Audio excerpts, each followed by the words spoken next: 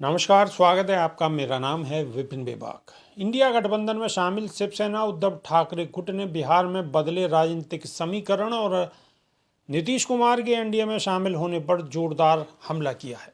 Party ने अपने मुखपत्र सामना में इसे लेकर कड़ी टिप्पणी की है। सामना के सोमवार 29 जनवरी के संस्करण में छपे संपादकीय में लिखा है कि देश में जय श्री राम के नारे लगाए जा रहे हैं, लेकिन बिहार में जय श्री पलटू राम का नारा सुनाई दे रहा है।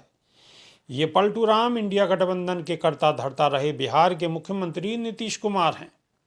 नीतीश कुमार ने एक बार फिर पलटी मारी है और भारतीय जनता पार्टी के साथ नई साझेदारी शुरू की है।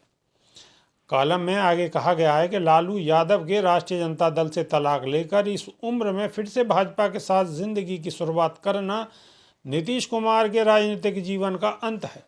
नैतिकता और सिद्धांतों की राजनीति की बात करने वालों की ओर से ही नैतिकता की ऐसी की तैसी कर दी जाए, तब भारतीय जनता पार्टी को क्यों दोष दिया जाए।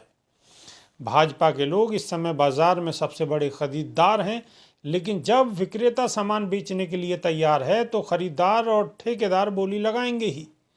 महाराष्ट्र का माल 50-50 खोखों में बिक गया। बिहार के माल की क्या कीमत लगाई गई है, ये भी देश की जनता को समझ में आना चाहिए।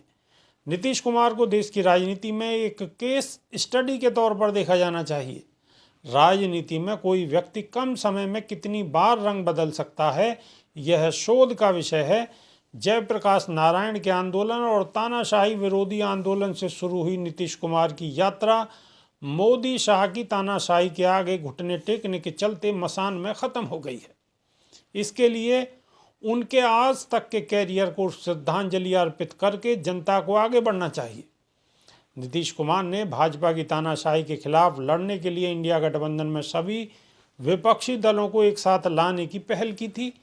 इन्होंने ही इसकी पहली बैठक पटना में बुलाई थी और इसे सफल बताया था।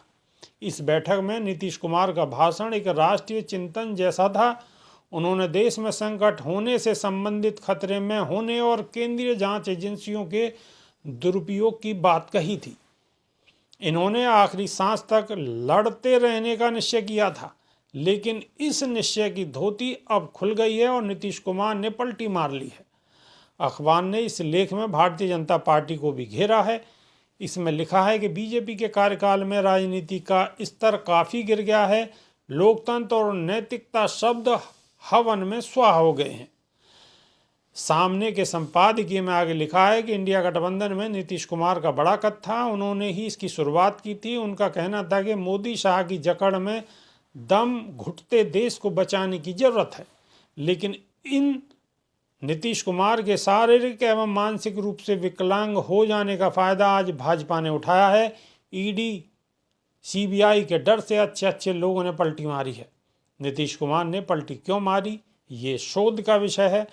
पलटू रामों का शासन ही देश पर आ गया है। अयोध्या में राम और देश में पलटू राम।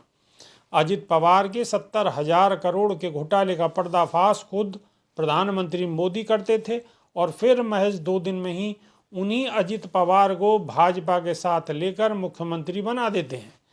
नीतीश कुमार के भी साथ ऐसा ही है।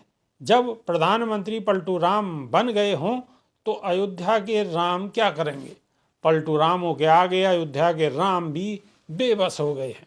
अभी के लिए सिर्फ इतना ही। नमस्कार।